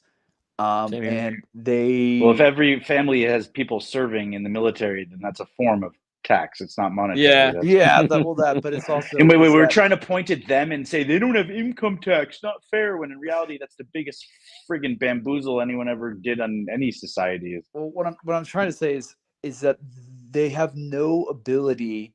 The state doesn't have an ability to actually really generate revenue. It's from external sources. So it's like they have no way of guaranteeing any loans whatsoever. So Trump was kind of right. Okay, if you want us to be there, you're going to have to give something back in return if we're going to risk going to war for you guys, and we have to have something a little bit more. There has to be a feasible reason why we're there or we have missiles there. And then doesn't Zelensky kind of represent Ukraine's not last-ditch effort, but he was part of a talent show, a panel of hole-in-the-wall talents who are, diamond in the rough talents, and that's kind of like how China views us at this point. Is like we're pretty much good for exporting a little bit of art and media, but they can pretty much make all that stuff on their own at this point. That's it. Well. But I like what Zelensky even said. He had the audacity, like, "Oh, I'll resign if Ukraine gets to be in the NATO." He literally fucking said that. So he's like, "Oh, resign so I could join NATO and then start a war again, and this time you guys have to fight with me." He's like, so now there's an interesting concession. So they lose territory, they lose their mineral rights, but at least they get to join NATO for free? That's the thing. That's like the thing. Russia will not allow Ukraine to join NATO whatsoever. Right. And that's like the big hard line on this that most people, like reasonable people that aren't just screaming about. But would that, if Putin allowed that, would it make people stop saying that Putin's a war criminal? Would it make Ukrainians feel safer moving forward, and regardless of the tragedies of war and the fog of war? I think there's something weird going on, but there's a lot of weird fatalism in that country. I don't understand it. And there's just there's a lot of basic things that I've been kind of noticing that you kind of hear sometimes. That they don't have it's like as if everyone who's very educated moved to Russia, or like you see, their like Congress or their like democracy. There's no one under over 55 there. Yeah, I mean, if you have mobility, because of your education there are or no your class, then you probably wouldn't stay in a war-torn country, and you would leave Ukraine. Yeah, there are no 55-year-old people that are 55 plus like running the government whatsoever. Yeah, no, so it's like it's dumb. But yeah, he's and they've kind dumb. of picked the hill they're willing to go out on. To some extent, it's like also he a few of them even tried to launch missiles from old Soviet, like, thank God there was no missiles in them, but they threw missiles into Poland to try to get Poland, like, to make it look like Russia did it, and no one bought it. And Poland was Do you know who the Prime Minister of Poland is at the moment? What? Donald Tusk? Do you know who the Prime Minister of Poland is? He's American Time Machine? What, he's in Russia? Or he's probably in DC right now. Why? So if you celebrity couple nicknames where you had like Benifer for Ben Affleck and J-Lo, or you had, so if you could make Donald Trump and Elon Musk into one name, you might call him like Donald Tusk, but that's actually the name of the Prime Minister. Yeah, that is kind of funny. Poland at the moment. That is very funny. That's so at some point you could have a meeting where they're trying to quell tensions, where you actually have Trump and Elon in a meeting with Donald Tusk. Yeah. That would just be the universe kind of giggling at us a little bit, but yeah. See, Kurt's hiding his smile. That's in Rick and Morty. That's in Rick and Morty already, right? Elon Tusk is a thing. Elon Musk actually played Elon Tusk in Rick and Morty. It's Donald Tusk, though. But you're right. Yeah, that's a thing. Yeah, I do find it funny though, like Trump actually likes Elon Musk kind of being co-president right now. Donald Trump in another universe could be Donald Gump, and it would be like a Forrest Gump president who did everything in his life, even becoming the greatest American. I feel that, yeah. I do kind of find it funny is that like Donald Trump actually likes Elon Musk. Like, there's not. Dude, do you really think they do? I get the feeling that he's like, keep my enemies closer kind of thing. It's like, as long as I can watch this guy and everything he does, then I at least know what he's doing, because I can't do that with everyone else yet. And I can only, so it's like, how could he be so excited to be around I don't know. Gotta say nice things these days. You can't say mean things. I thought it was hilarious. Musk went on Rogan, and I don't know. I feel like Rogan totally sucked him off. That was that was ridiculous. It was ridiculous. Yeah, I was like, oh my god, dude. And maybe it's because Rogan realizes like this is the revitalization for his show, because Spotify and everything kind of shut him down, and not shut him down, but being on Spotify kept more people from listening to him, not less. And so he ended up not on YouTube was a bad thing for Rogan, clearly. However, it was in Sweden, I think, so that made sure that he wasn't censored. Now, though, that the establishment is on his side, he's thinking he can be relevant again. I don't think Rogan's been relevant since 2020, like 5 years of irrelevancy. Well, I think he did interview Trump, so I think that's pretty big. That's what I'm saying. His only relevancy comes from the Trump administration. But wait, sorry, Kurt. What No, I mean, he does a lot of the UFO ones. Again, that was the biggest con of this whole thing. He's like, you want to tell us what kind of thing? You got access to all the classified information. Isn't there something great? And Elon Musk's like, no. And he's like, what about Lockheed Martin? And he's like, no. Lockheed Martin didn't have anything. It's like, come on, bro. It's a complete lot of bollocks, bro. Specific things on. You cannot talk about it. Like, and it's adorable watching them talk about not talking about it. It's like, I'm sorry. It's like, is this the best podcast? Is this the most important and impactful show? Because all they're telling you is that Lockheed Martin doesn't exist and they never existed or did anything, which is just, why are we wasting our time at this point then? We might as well be watching CNN again. I mean, my God. I think like, from what I kind of understand about Joe Rogan is that one of my guys that I kid Rogan. I love Rogan. What do you want? David Paulides. You know who he's? I'll look him up again. David. He's a huge guy into missing 411.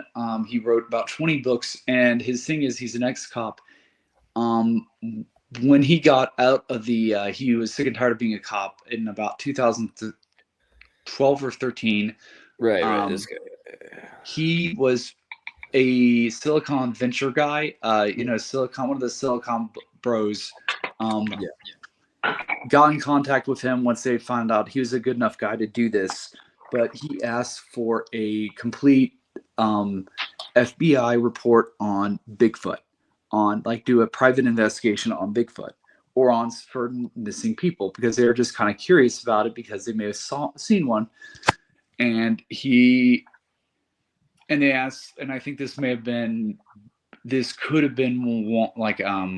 guy that does the affordable hotels, Bingley, but he got into it once he figured out, wow, there's 20 cases from the 1960s of people disappearing in national forests where there's no good explanation, and they specifically know that that person could not have disappeared or died in that forest. So, but he's the big guy that's on the Sasquatch thing.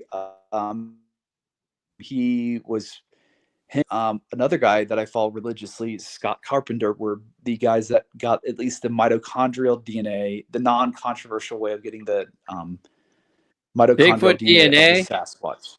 Yeah, the right. Bigfoot DNA project, which is very funny. But no, they did.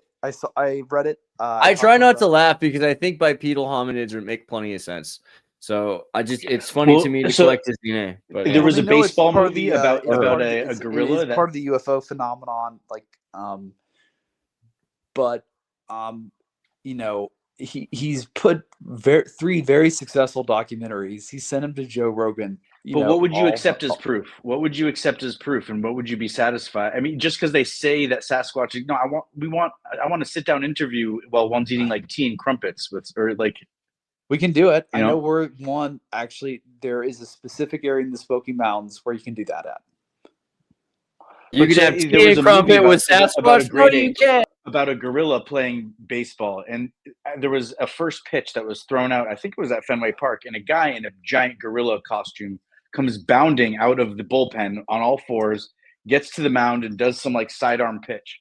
Now, if that had been a real 8-foot tall gorilla, quasi humanoid, who ran out there and threw that pitch, it's just no one would believe it. And so they say it's a guy in a suit. Yeah, that's the problem. And no matter what you did at this point, people would say it's CGI, it's animatronics. I mean, unless you were smelling its musk, no one would really believe that the skunk ape was real. Yeah, well, that's the thing with there's so much cognitive dissonance on it. Look at the Patterson-Gimlin film or the HD version of it. If you look at it, why does it that you think it excites so much curiosity and fascination, and especially in you? There's a certain glee when you're talking about Bigfoot, and there's a glint in your eye. But what is it rooted in? I don't know. I mean, it's because I think the very unsettling nature is that, okay, if there are quasi humanoids, and are they interbreeding with humans, and is this an abomination? And that sort of thing. And then is the purity of our species not about what color hair and eyes we have? It's about whether or not we have Homo sapien genes, or we know they're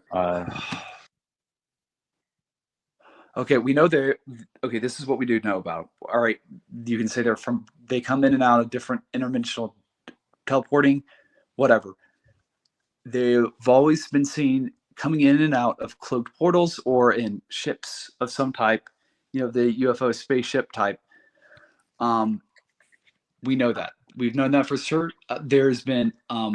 So have you seen the new Sonic the Hedgehog movie? No. Let me finish this off. Because he baits the Anunnaki. What you're talking about is them coming out of portals. And there's a way to bait the Anunnaki outside. It's spaceships of some type. Whatever. It's some other technology we don't know about. But. So why are we muddying the waters? Because again, we're talking about Bigfoot, and you can get people kind of bought into this idea. Why does it have to portal joke? Okay, so we know the Alnasty, the Russian Alnasty, where they found the Sasquatch in the 1700s. And they had her at this place, and she had 3 or 4 children with local men. There's been multiple times of Sasquatches kidnapping and raping native. You didn't answer my question though. Why is it portal jumping? It's like deep frying the Twinkie. It's like you can get people to stomach the Twinkie and like the Twinkie. But why are we deep frying the Twinkie? I don't know what you're talking about. Because you're like trying to. There's skeptics out there. There's people who aren't like Mulder. They don't want to believe necessarily. Okay, and so you're getting them to believe that in the national parks there might be some sort of human quasi hybrid or ancestor or predecessor of our species. But all of a sudden you're getting okay, I'm smelling what you're stepping in, I'm picking up what you're putting down. Then all of a sudden you're talking about how these things portal jump. And again, like that's also possible.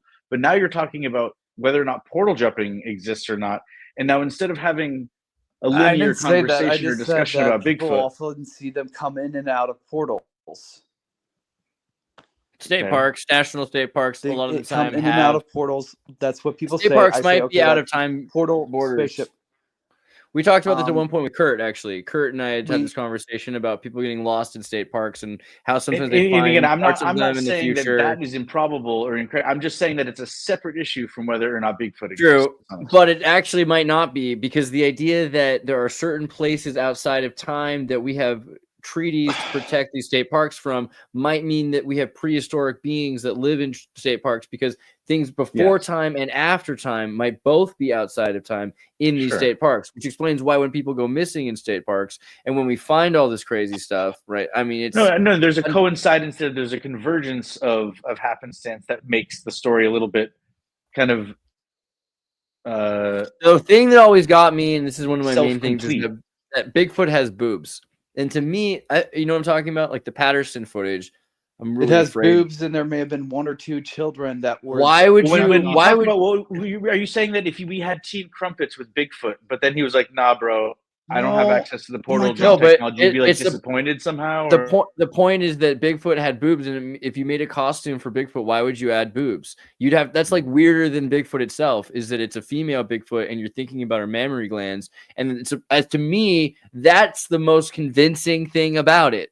Bigfoot's boobs. Andreas twice on stream yesterday. What did you say? You said if there's some, it wasn't Nephilim. You said at Denisova. You said if there's some woman that's 2 feet taller than me with an extra set of molars, call her. I don't know if you guys went deep on the stream with him and terrorists yesterday, but they ended up getting into terrorists' 145-day retention. November or something. But then Andreas is just saying he's waiting for the right opportunity to hybridize his genes with in. So again, we'll put out the call again. But on the topic of the costume on the Patterson-Gimlin one was that Steven Spielberg and a lot of those guys. There's been a lot of people in Hollywood who have investigated that because this was during the 1960s.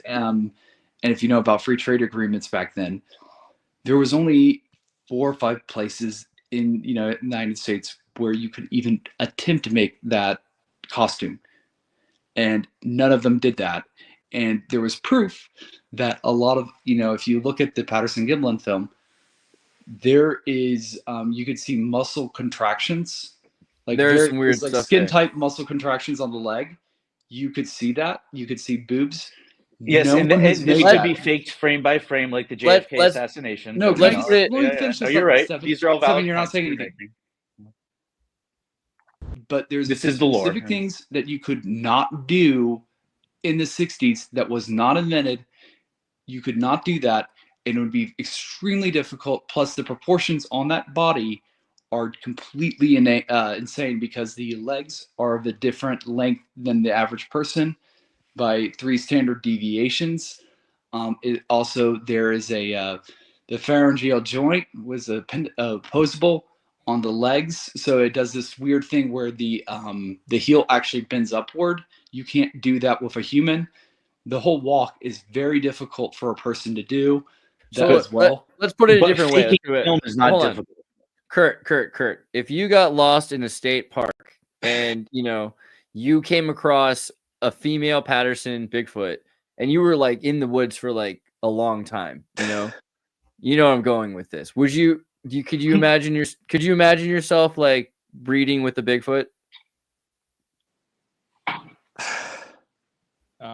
Andreas is a troll if nobody figured that out.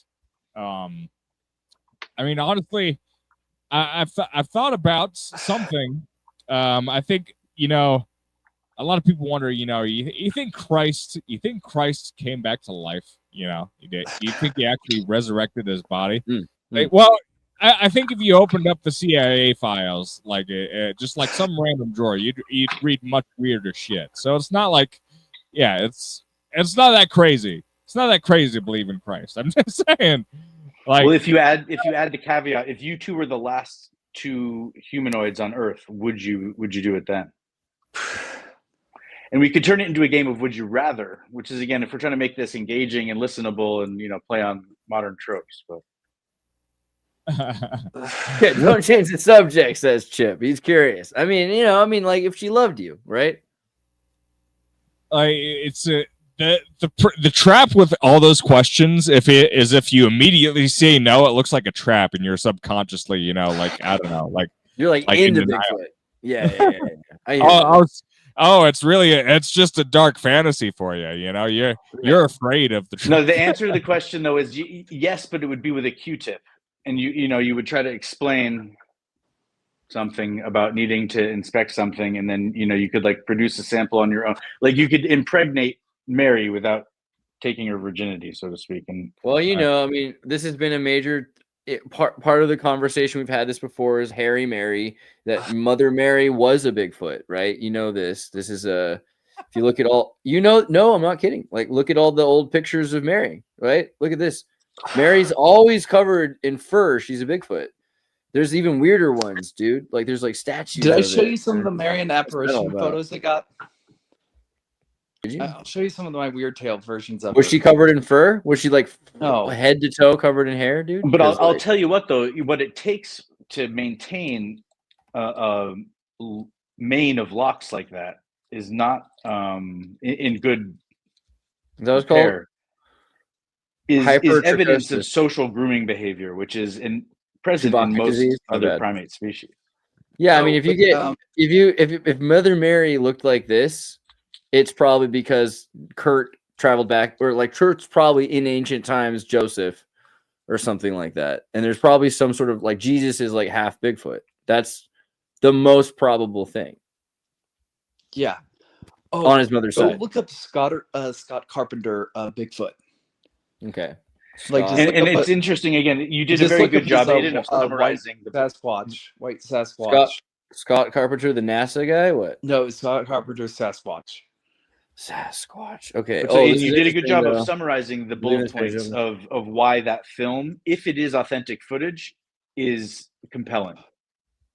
And just before we hop into that, the kind of parenthetical or like creepy, the framework of if you see a cryptid, do you kill it so you have a pelt, and is the pelt proof? Because back in the day, before allegedly this interconnected internet, Sasquatch it actually gotten some of the blood from that Sasquatch DNA thing, and which is actually why the Sasquatch DNA project has kind of stopped completely, is that they were getting samples from people that were maliciously killing them.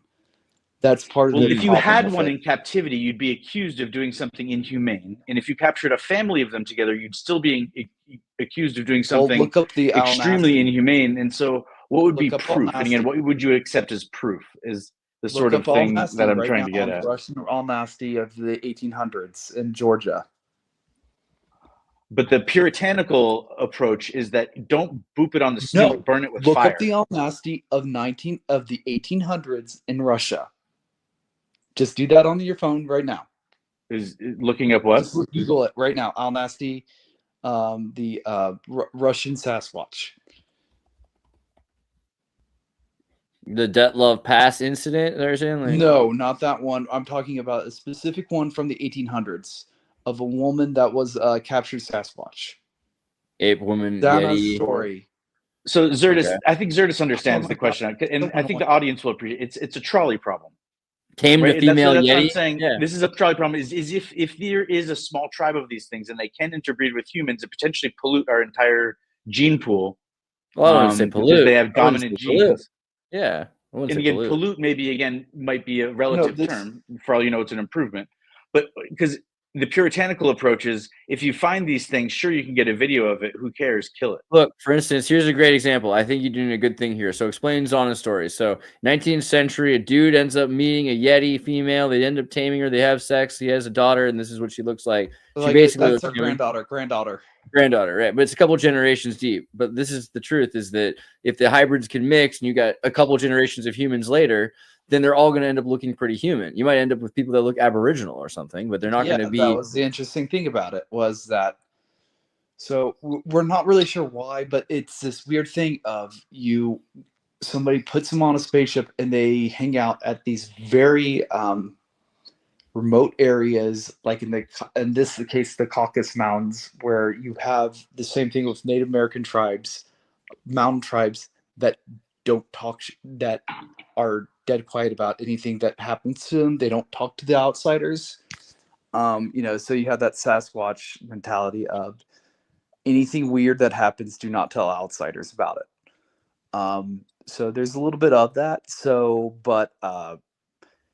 when Russia, for example, when they saw the Patterson-Gimlin, they were the first people that were like, oh, this is a hominid. And they treated it seriously because they looked specifically, in the Russian, this was actually a thing in the Rush, because they were very certain that this was a real thing. And they knew it was related to the UFO because of this woman, Zana's story. But with the Zana story as well, is that they looked at the Sasquatch walked, and had a very specific walk that people cannot do, or that is very difficult for somebody that is about 300 pounds and 6'6" to do. So that turned out to be that was the big thing. So when I mean like walk or canter, I'm like, a German Shepherd has a very different walk than a Golden Retriever. I feel like you're doing some sort of mind control trick on me, but I think it's like part of the indoctrination because I also accept that there are likely human in our predecessors, antecessors. No, I'm saying this is an alien group from a different world. Yeah, and then Bigfoot is? You're thinking Bigfoot's an alien now? UFO. Yeah, that's what I've always said. Bigfoot's an alien. I didn't know that. Here's a theory, though. Is it really the most advanced human tech? And what it's being used for is to, in as humane as way of people. Well, let me get the question out. But hold on. Well, because if you were going to be circumpunct, and the idea is if you're a zookeeper and you're trying to get a pack of wild apes to breed and to feel like they're in the wild, and you never really want them to come across any human-made object or any humans in particular, because you want them to be kind of wild in their native natural habitat, not coming across humans and getting desensitized to them or learning to trust them. And what you would do is kind of build UFOs, and that's how we would see it. It's just super advanced technology that's being used, and it is being seen. What you're saying is that the Bigfoot and the Yeti and the Sasquatch somehow seem to go hand in hand with the UFO phenomenon or portal jumping. And what I'm trying to just come up with is some sort of explanation. That is completely true. That's why those things might be correlated. Okay, if you're in the FBI or in the know-how, you would say exactly that.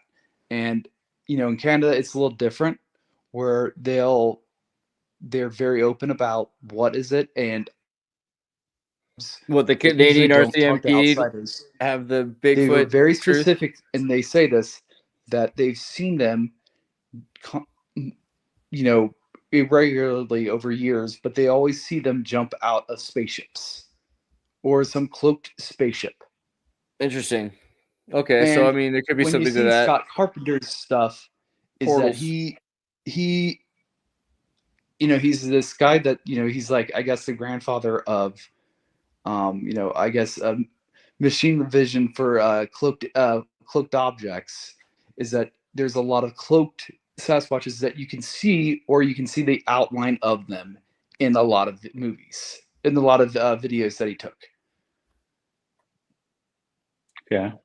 But like the correlation of Sasquatch and UFO it's dead on right there. So Andreas, can you go to the map that I'm sharing as a screen? Okay. So this is what I came up with before. So again, if you had the idea of circumpunct, how do you surround an animal without actually interacting with it?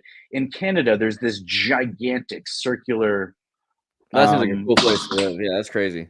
Reservoir that's basically visible from space, you know? Wow. And again, if you were like very few humans venture inside, you could control all human activity across the reservoir. The thing's like 1,000 feet deep in certain places, so you could have. And then in here is Eden for Sasquatch, and they can breed and they'll never escape. And I think this is more of a gas station for them. But what if that's all that's left of them? Because like on purpose, or like that's the goal, is that if we find them, we relocate them to here, because otherwise they're not really welcome on the planet for some reason, maybe. And that's the question. We know there's about French Canadian Sasquatch. We know they're like, the thing is, like, they're huge, so we know that we've seen them, like people have witnessed them take deer. They would have to eat so much deer because they're like 600 pounds each. That, if you're a forest guy, you typically know, you can tell when people have been poaching in a forested area. But that's not really the case with them. So we know there's something very suspicious going on, but it's like they come here to, take, deer to a different place, which, that David Paulides has said. Isn't the same thing true about bears? I guess bears can hibernate and they cannot eat for a very long time, whereas primates might not be built with that type of survival mechanism. These guys are not built with that, but we know. And so the idea, if there are 800-pound gorillas out there, or maybe even 1,500-pound, quasi-human hybrids or whatever, there's a chance that they were fed their whole life, and yet they still never saw a person, but they kind of lived. There's a movie, The Maze or something, where all the supplies would come up through the floor. What I'm saying is they have an external food source that is not just meat and berries. That they have there's some way that future food from the. See, I've been on safari in Africa. It wasn't fancy. It wasn't all that long, but the trackers and the people that live side by side with the animals there have very specific protocols about how they leave food out and how they. Are you saying though, basically, you're thinking that like Sasquatch then are like a hyper intelligent species that are maybe from the future, like hyper evolved? They're not. No, I say they are what I flat out think. I'm 99% sure we're from the future, and yet individually we're kind of all. But maybe we'll become. They're different hominid species from a different planet of some type. They come with rocket ships, and then they walk around our planet naked. Why would you have? To me, it seems. See, now we're taking another jump. We went from Sasquatch to Sasquatch and portal jumping and UFOs, but now it's another planet. But now it's another planet too. Why does it have to be another planet though, Aiden? This is the opposite of Occam's razor. Yes, this is true. But you know what? Maybe Sasquatch is a really complicated backstory. I think they are. I'm not saying it's implausible. I think it's more likely to be the backside of the moon though than it is. You know what? Another planet. If you were on a date with Sasquatch and she told you that she came from a troubled back life, another planet, all this stuff, like, would you believe her? I mean, it seems like nuance. It's real. I don't know. But would you build a giant hamster cage, or would you put him on that island? Sorry, you said Kurt. My bad.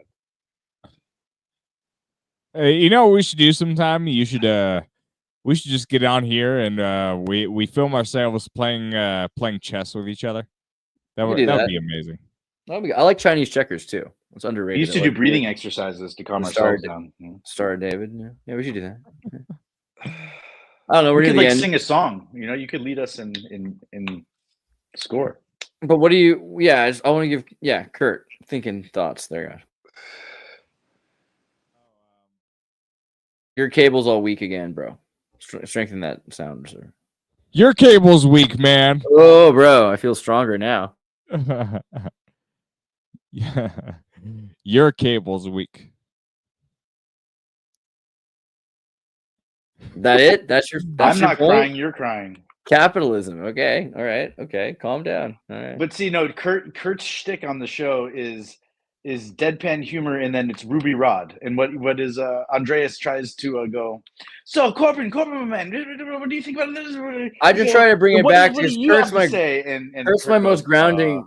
Kurt's Corbin Dallas in Fifth Element is a great. What was the question? But it's good. He grounds the show because otherwise we're a little he flighty. keeps it real. You know. For sure. So, I wouldn't have it any other way. I negate Plus, all those. He's the only one who's California actually vibes. polite most of the time. Case in point.